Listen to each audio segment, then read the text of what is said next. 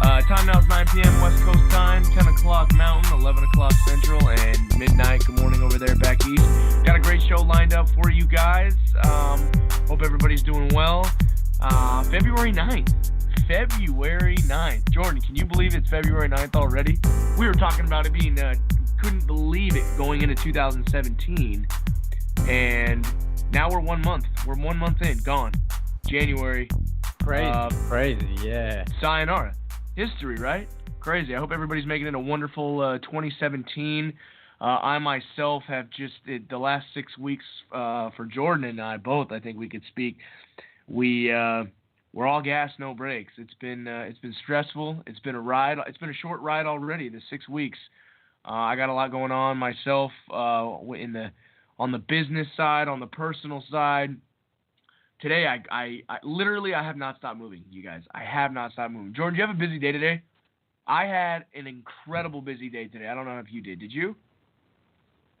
It was, it was busy, but I would say based on yours, I would think you definitely had the busier day. Oh man, yeah, just did not stop moving all day, folks. But I'm glad to be here. I'm very glad to be here tonight. Jordan actually got a wonderful guest lined up for us. And, I actually, she's already on she's actually already called in, so I don't want to keep her waiting on her precious time. Jordan, if you want to introduce this evening's guest, that would be wonderful. Take it away. Yes, so definitely tonight we have Lucy. I don't want to mispronounce your last name, Lucy, sorry, but I believe it's Columb, is that correct? Columb. Yeah, you can say that. Columb. Okay. And Lucy actually runs a marketing agency, which I won't explain what Lucy does, but definitely I want to just again thank you, Lucy, for joining us on the show. We definitely appreciate you coming on to share with us. And usually what we do for the basically to get into the entrepreneur spotlight is we really just want to give you the floor to share kind of your journey as far as what brought you to, where you are today, and kind of if you want to share, your story, really the ups and the downs, definitely we'd be, we'd love to hear it. Sure, definitely. Well, I have a very, unusual story, or maybe usual for America, I'm not sure. But basically, I was from France. I was born and raised there. I studied finance, worked in finance for 2 years, hated it. I tried to build my first business. I was 17, and in France, it was just not the place to be an entrepreneur, basically. So I had this amazing business idea, tried to raise money, and couldn't get anywhere with it. So I sold it for nothing. Quit my job, sold everything I had, and I just moved to the States. I first moved to San Francisco, and I was didn't speak a word of English, and I started being a nanny and then do all those kind of crazy jobs, waitressing and all of that. And I just decided to, when I moved to LA, I got the opportunity to get an internship for a PR firm, and I started getting into marketing like that. So I started with PR, and then I moved up to a marketing agency, and then I got a pretty interesting job for an SEO company. And after seeing all the aspects and learning as much as I could from my mentors and all those jobs, I knew I had the knowledge and the capacity to basically open my own and make more money this way, basically. Wow. That actually, to be honest, that is a very, very deep story. I don't think we've had an entrepreneur come on. And we're at well over 60 episodes who's taken such a risk. I don't know how that felt. I don't know if you could, kind of elaborate a little bit on how that felt to just sell all of your belongings, move to a country where you said you didn't even speak English, and you moved to the Bay Area. I mean, what was the feeling? What was going on through your mind? I mean, I would imagine there was a lot of fear. That's for sure. Since I was very independent, very young. I had to start working young, and I was living on my own when I was barely 18. So I had the opportunity. I love to travel. I love like discovering people. I always been very open in the like into the world. From being from France, like you can travel everywhere in Europe very easily. And I went to Africa. I had a non-profit.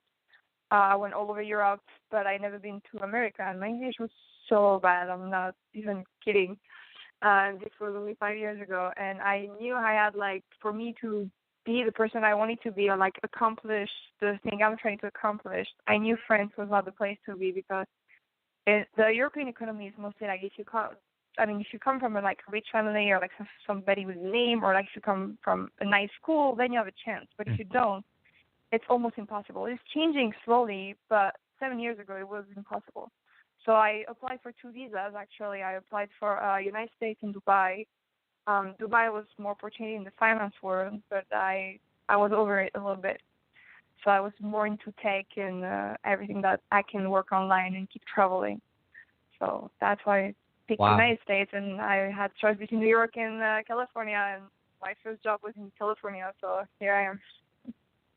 Wow. So are you currently in the Bay Area, or are you in Los Angeles now?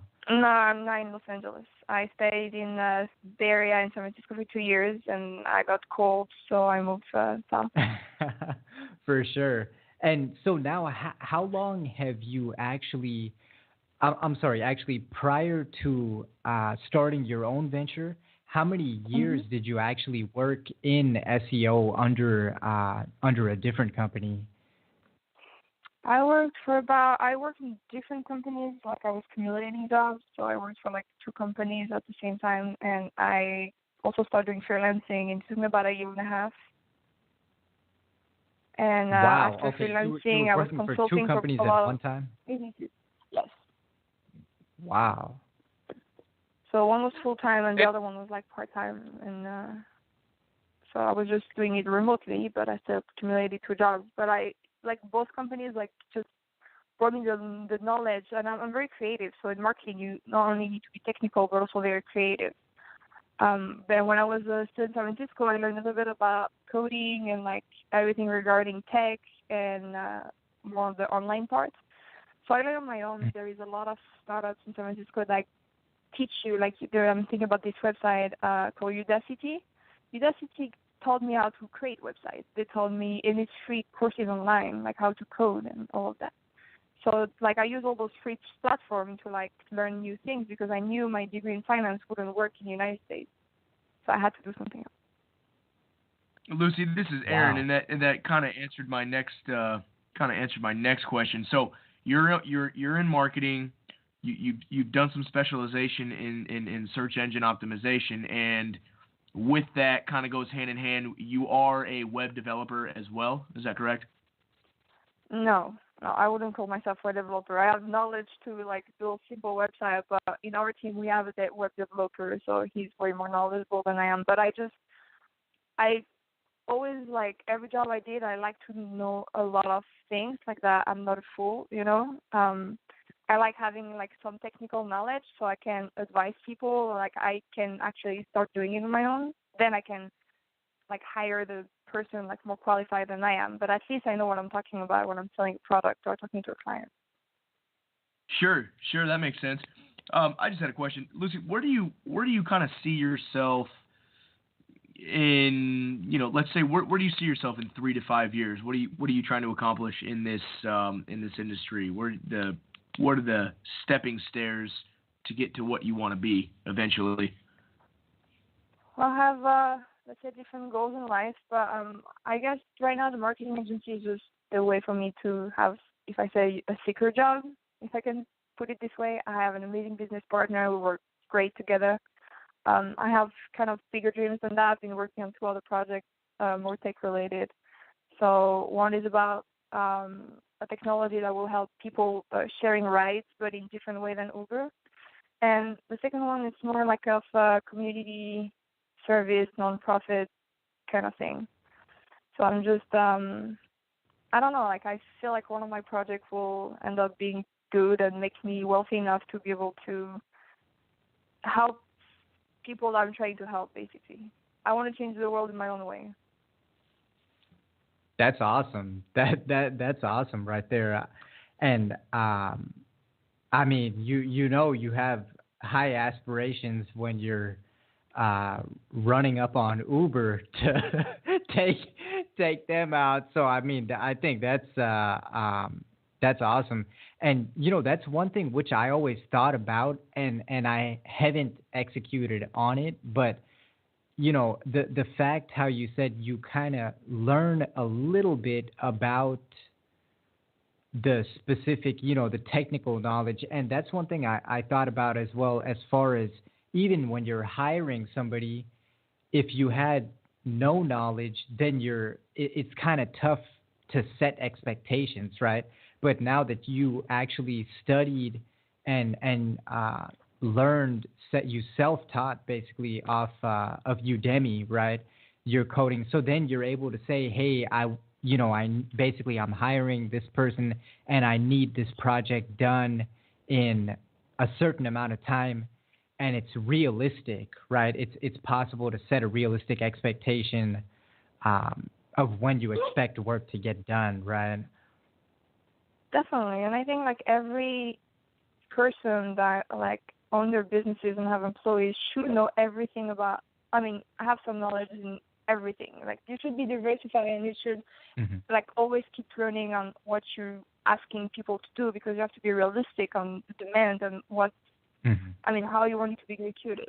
A lot of people don't have the skills to like take initiative, so you need to guide them. But if you don't know exactly what you're looking for, like you don't have the knowledge for it, it's harder to get it. And I think it's like a lot of time are wasted in a lot of businesses in this way. Right. And what would you say is kind of has been your toughest hurdle or kind of stumbling block when, dealing with such projects where, you're kind of holding so many different pieces together at one time? Is it trying to, find the right people, or what is the, the biggest hurdle in this tech space? Tech is a little bit different than marketing. The most challenging thing that we find is that people think that marketing is magic. So there is a lot of scam, or a lot of marketing agencies that are not transparent in what they offer. And every time we take meetings on people that are interested in talk marketing, they expect conversion the first month, or they expect, like, their expectations are too high. And I was like, unless you have the marketing budget of Coca-Cola or McDonald's, you won't be able to accomplish that. And it's an investment. So I'm like, if I told my clients, if you're not ready to invest for the first 3 months, you won't get any results and you will waste your money. And a lot of them are like saying yes but not listening. So that's one of the most challenging things, like to teach the client that basically they can expect like results the first month, because we wouldn't be able to provide it. And a lot of them are like, after 1 month, like getting frustrated about it. But if they stick with us for 3 months, they'll see it. It just depends. It's more educating the public about what marketing is. Sure. And with that being said, do you guys use or suggest kind of paid traffic, or is paid traffic something that you avoid with your clientele kind of altogether? Are you calling paid traffic advertising, online advertising? Yeah, like sorry, Google advertising? like Facebook ads and AdWords. It all depends about what your budget is, what you're trying to accomplish, if it's short-term or long-term, and what kind of business you're in. If you're like an online platform or e-commerce platform, Facebook could be, if you have a small budget, Facebook could make you a lot of money. If you do not have a big budget and you start doing Google advertising, you won't have a lot of conversion. It's too competitive in general. So you need to find a niche. You need to find, like, you really need to target your clients to like the very niche that nobody's betting on, nobody's putting advertising on, and that's when you'll be able to make money.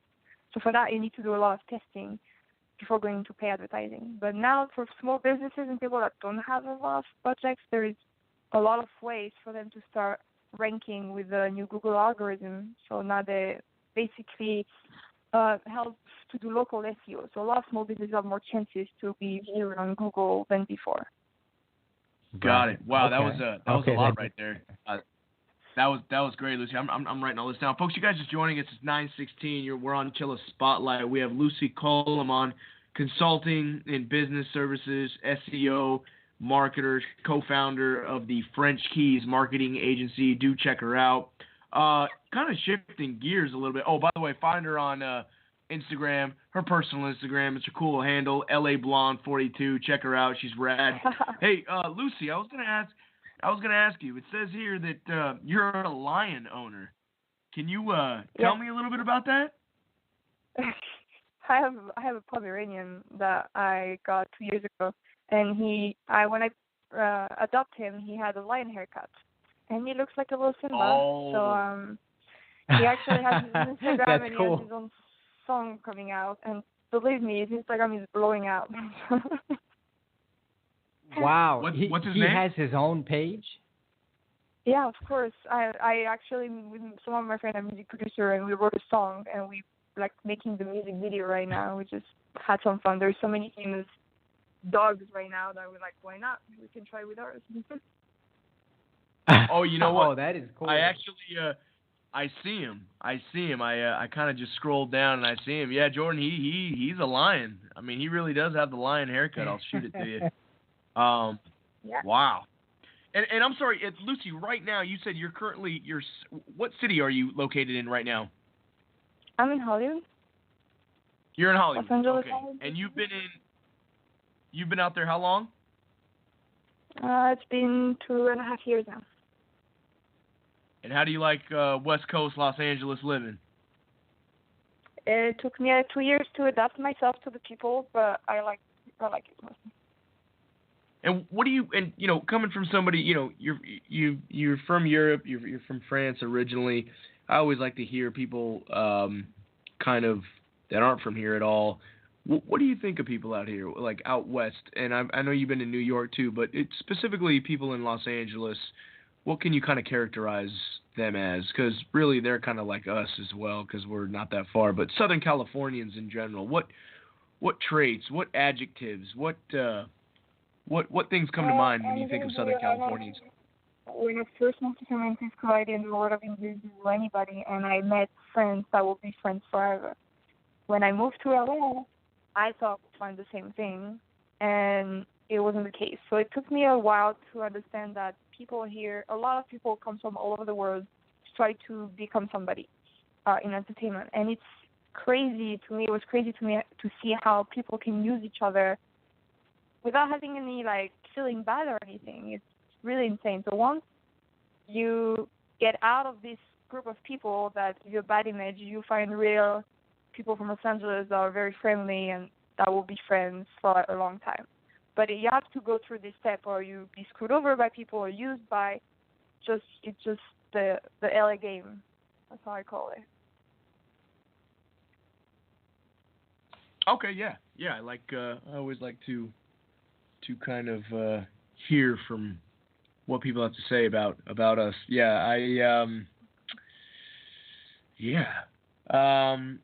So what else? Let's see here. Oh, I had a question. I had a question. Yeah, go for it. With you at one point juggling a full-time position and a part-time position, I think everyone on the show can really benefit from time management and staying productive throughout the day. Like what was it that kept you on track and able to work a full-time job and then come home and work a part-time job? I mean, was it just a lot of coffee, or how did you manage that? Honestly, a lot of coffee, and it's just when you don't have choice. I go through periods in my life where either I work my ass off, or either I go travel and become a little bit lazy. It's the Sagittarius side of me. But honestly, coffee, and it's just I love to learn. I love to discover stuff, and when I have something in my head, I just do everything I can to make it happen. Nice. Okay, so really just that drive. And as far as learning, you seem to be someone who, of course, really takes to learning. Are there any books that maybe you're currently reading, or even that you've read in the past that you would kind of recommend? Would be a good thing to read. Yeah, I'm actually currently reading this book. Give me 1 second, I forgot the title. Sure. The Subtle Art of Not Giving a Fuck. It's by Mark Manson. Oh yeah, okay. I yes, either like we have to heard read of this poetry. You did? It's actually Heard really of it, good. yeah. So yeah, We I'm haven't reading read a it lot though. about like What were you saying? entrepreneurs and like or reading about. I also love poetry and like old school classic book. Like I love Bukowski.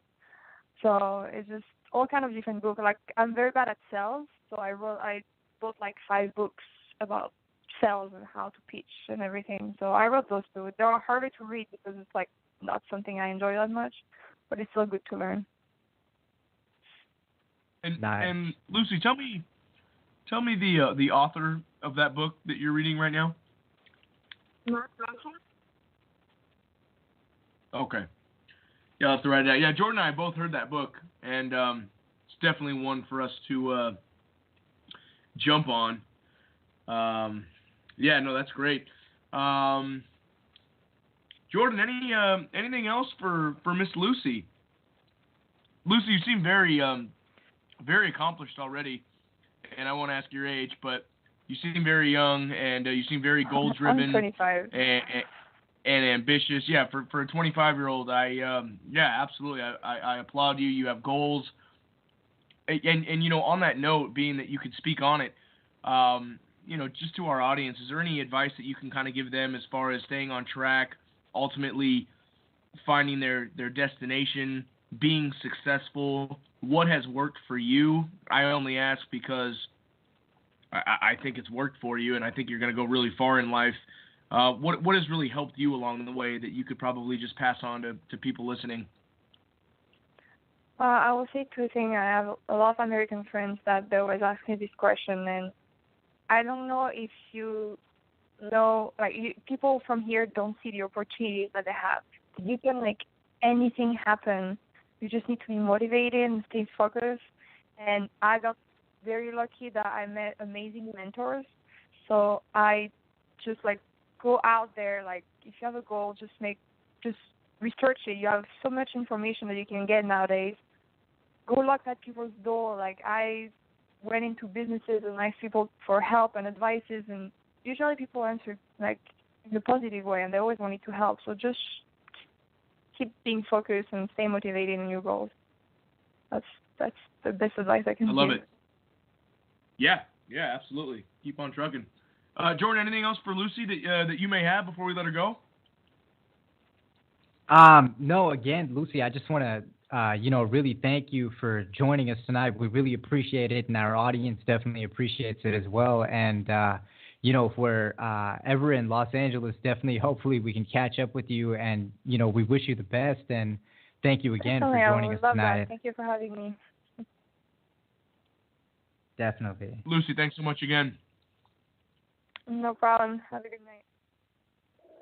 All right. Have a good night, Lucy. Thank you. Folks, again, that was Lucy Columb. Find her on her Instagram handle, LABlonde42. She very well-rounded. I mean, sounds like a real free spirit.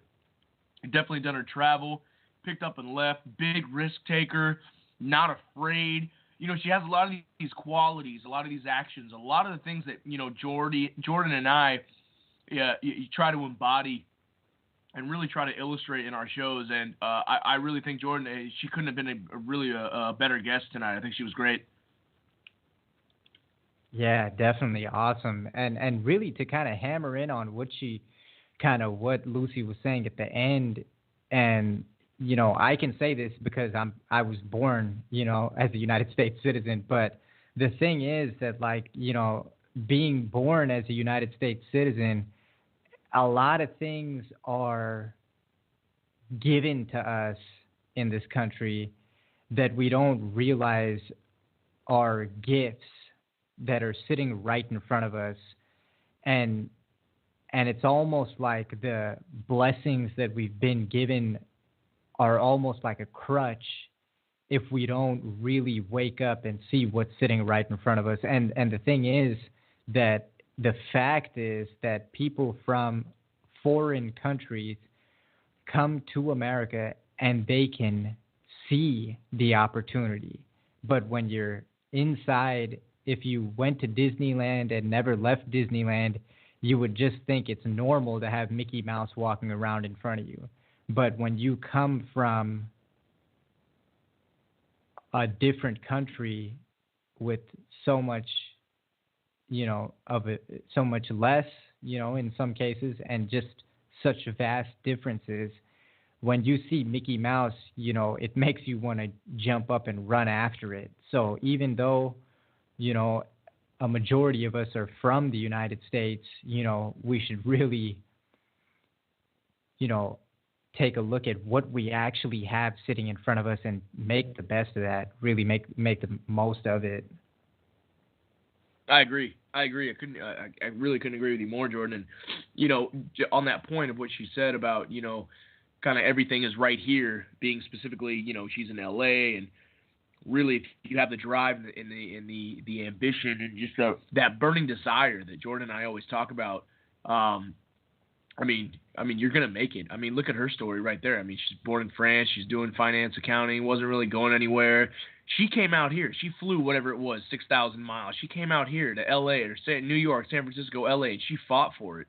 It wasn't right in front of her face. It was on the contrary. It was 6,000 miles from her face, and she went to go out and she attacked and she make risks. And it goes back to a lot of what we talk about. And as you get older, 50, 60, 70 years old, you get less and less, you take less and less chances, and people become more risk averse, whereas they don't like risk. Whereas when you're young, at 25, like Lucy is, she took a risk. She took a risk and it worked. And that's why it's so important, really, if you really want to gain a lot mentally, gain a lot financially, spiritually, emotionally. You got to take risk.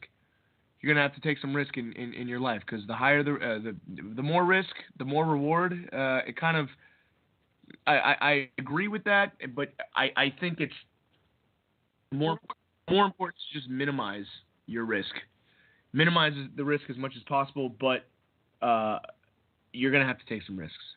You're gonna have to take some risks, and it sounds like it's working out for her. She sounds very happy. I applaud her. I commend her for everything that she's done, and she's gonna go very far. She's gonna go very far. Jordan, great guest again. Couldn't be happier. Yeah, definitely. And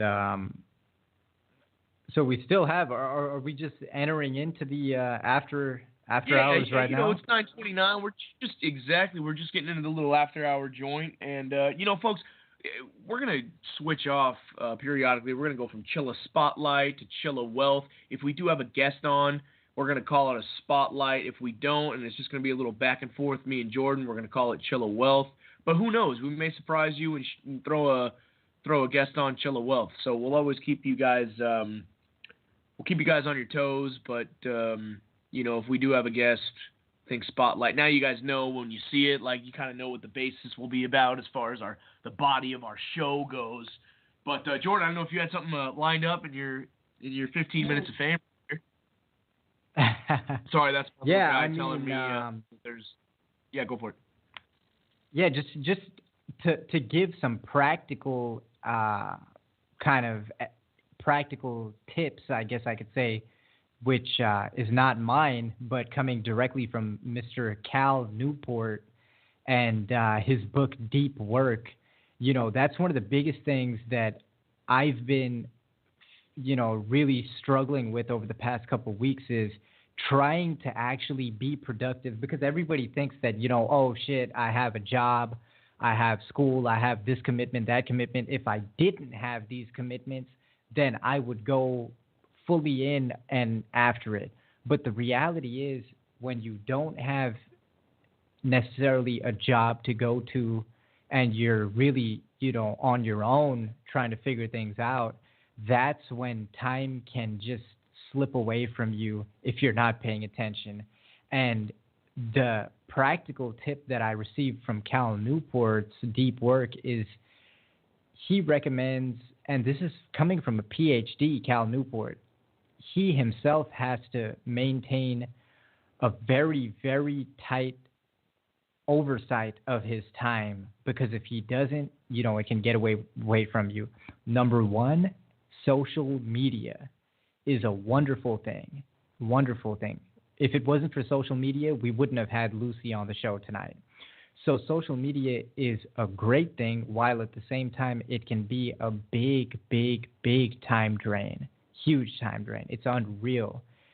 So the way to manage that is to actually, as crazy as it sounds, actually schedule your social media time. Literally set a schedule for it. So you're not intermittently checking messages and whatnot throughout the day. Rather, you go into these periods of deep work where for 2 to 3 hours at a time, your phone is not even near you, because it's impossible to get anything done when you have a Snapchat coming in, you have a this, that going out, you have a text message, the Twitter's flying, the Instagram's beeping. You can't get anything done, because every time you take your focus off of one thing and try to come back to it, it takes the mind time. And Cal really expands on this and goes deep as far as how subconsciously the mind is still thinking about the thing you were doing just a few minutes ago or a few seconds ago, and it can't let go of that for a certain period of time. Then once you sink into the work, you again get distracted. Multitasking works for some people, but it's not ideal for most. And if we let go of the fact, or let go of the myth of always trying to multitask and thinking that this is what everybody does. Everybody multitasks. If I can't multitask, something is wrong with me. Give it a try. Just give it a try. Whatever you're doing, if you're writing a blog post, if you're editing a video, whatever you're doing, give your 100% focus on that task and then move to the next one. Try it. See if it helps you. If it doesn't, if multitasking is still better, do that. Another thing what Cal recommended was to have a notebook where you put every hour of the day that you're awake on every other line. So usually I start my day around 6. I try my best to start my day at 6 a.m. So every other line from there, I'm at 7 a.m., 8, 9, 10, all the way down to, around this time. And when you have to actually write down on your notebook what you were doing for the past 30 minutes, you start to pay attention to what you're actually doing a lot more. And if you have to write down that you were watching YouTube videos, non-educational YouTube videos, for 30 minutes or something like that, or you were texting or on a phone call that wasn't an income-producing phone call during business hours, you have to look at that notebook at the end of the day, every day. And I mean, it's right there. What gets measured gets managed. If it doesn't get measured, it can't be managed. That's for everything, down to every calorie that you eat. So the practical tip, write down what you're doing with your time. And that's something, I'm looking in the mirror while I say that, because to me, that's one of the biggest things that I've personally been struggling with. And the reality, you set yourself a small time block. I cold called 38 people in 30 minutes because I told myself I'm only going to cold call for 30 minutes. And I put my phone away and I cold called for 30 minutes, cold called and hit 38 numbers. It didn't produce the result desired, but at the end of the day, the action is what's most important. And that's really what I want to share for this week. And thanks to Cal Newport, deep work. It's a excellent book. I would recommend it, to anybody.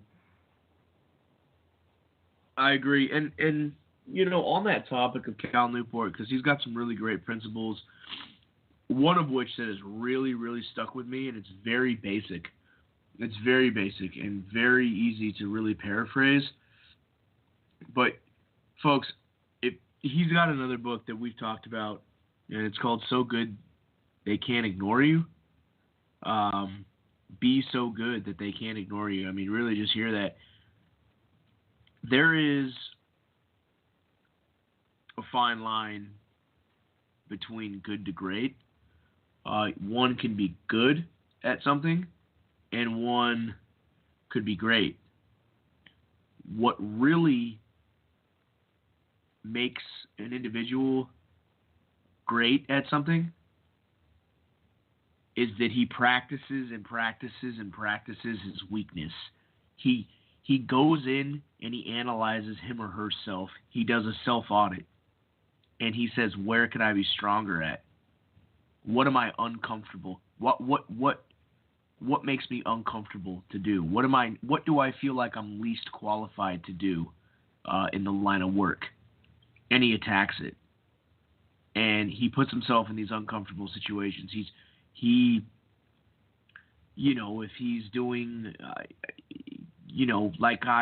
I'm in mortgages, for example. I'm a lending officer, and, I know the first and second mortgages and whatnot, but, and refinancing and put them all together, but, the equity lines of credit, and how we deal with that, I'm not for sure on that yet. I'm a little rusty. I'll be perfectly honest, if you want full disclosure, on how we do it at my lender.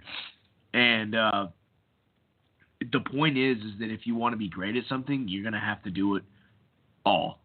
You can't pick and choose what you want to do. You can't say, well, you can't just, pass it off to somebody else or not worry about it and not focus on that business unit. You have to do it. You have to get good at everything. And this goes for everything. That's just an example that I give, a real life example, but driving. Everybody likes to drive. I mean, some people are better freeway drivers. Some people are better inner city, but you got to do different things. You got to turn, you got to back up, you got to park. If you want to be a great driver, you're going to have to be able to reverse parallel park going up a hill with a stick shift. If you want to be a great driver, a really good driver, you better practice that, because in all seriousness, I think that's the most difficult thing to do while driving. And people will avoid it. People will avoid it like, oh, that's a tight spot. I don't know if I could do this. And they go try and find another spot that they could just pull into. You got to know what you're bad at so you can focus on it. You got to be, if you want to be great at something, you're going to have to go after what you're not good at within that realm. So, again, reverse parallel parking, going up an incline with a stick shift, practice that a couple times, then you'll be good. But Jordan, you understand what I'm saying, right? Yeah, definitely. I mean, it's really that's the same thing with Cal Newport. I mean, it really reveals how people become good at things and become outstanding at things from just beating their head against it. For a lack of a more elegant way to put it. I mean, the greatest guitar player, walking around on this planet didn't pick up a guitar and start riffing. He went until his fingers got blistered and calloused, and then the callus stacked on top of the other callus. Absolutely, and actually that's funny you say that, because that is really the scenario that Cal Newport talks about in his book. He was a good guitar player himself, and he interviewed a guy who actually was great, went on to become very successful, and he looked at it, he evaluated, and he sat there and did a compare and contrast. Like, I'm a good guitar player, but what made John Doe over here so much better? And he attacked his weaknesses. So he didn't have any weaknesses. When all you have is strengths, you really are so good that you cannot be ignored. And, I hate to be cliche, but again, check that book out along with Deep Work. Cal Newport's great, and that's a rad name, by the way. I wonder if that's just his pen name, but if that's his real name, that'd be sweet. Calvin Newport. But yeah, folks, we just want to leave you with that. Time now is 9:41. I hope you guys be great, because 2017 is going to be over before we know it, and we're going to be old soon. We're going to be old, and what are you going to have to show for it? What are you honestly going to have to show for it? Start planning your day. Start doing things. Start being a man, a woman that you talk about. It's not something that is going to don't let it eat away at you, because the time is now. It really is. And like Jordan said, structure your day. Get up and say, if you can get up, the earlier you get up, the better you'll be in life. I'll tell you that. Get to bed early, wake up early, start your day, plan it out, do the line thing that Jordan was talking about, the 6 to 7, the 7 to 8. Really evaluate yourself. Live life, kick back, but evaluate yourself. You got to self-audit, self-awareness.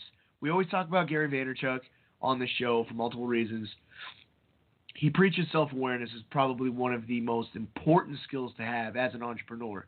And as somebody being successful, if you don't even want to go into entrepreneurship, self-awareness. And that in itself is an entire topic to speak on. But know your surroundings, know what you're doing. Don't waste your time. Don't waste your time. Be efficient and productive. And, if you can get in a workout maybe once or twice a week, or once, 3 or 4 times a week, if you can do that, great. Because staying healthy, making money, and showing love and being loved, that's what it's all about. Is that what it's all about, Jordan? I think that's what it's all about. So That is. And let me just throw this in real quick too on the topic Please. of Cal Newport. His first book came out in 2005, How to Win at College. He wrote another book in 2006. He wrote another book in 2010 that nobody heard about really. And then he wrote So Good They Can't Ignore You in 2012. Then he wrote Deep Work in 2016. So there he is practicing what he preaches. couldn't agree more. Daily constant action, consistent action, and if he's pumping out a book every year, he's not going anywhere. That's like Too Short with his rap albums. That's a bad analogy. Maybe not for this audience, but hey, it's 9:43. We appreciate you guys, tuning in today. Lucy Columb, do check her out. LA Blonde 42, LA Blonde 42. Great guest tonight, Jordan. I appreciate that. And we'll see you guys next week, same time. And we'll keep you guys up in the air, whether it's going to be a Chill of Wealth or a Chill of Spotlight. So live dangerously, be brave, do something uncomfortable for once. Hey, gentlemen, if you're going out there and you're in the dry cleaners, at the store, coffee shop, you see that cute girl and you're single, go holler at her. What's to lose? What's to lose? Be efficient. Be productive in so many different ways, in so many different facets. Jordan and I love you guys. We hope you guys love us. And again, we'll see you guys next week. Take care.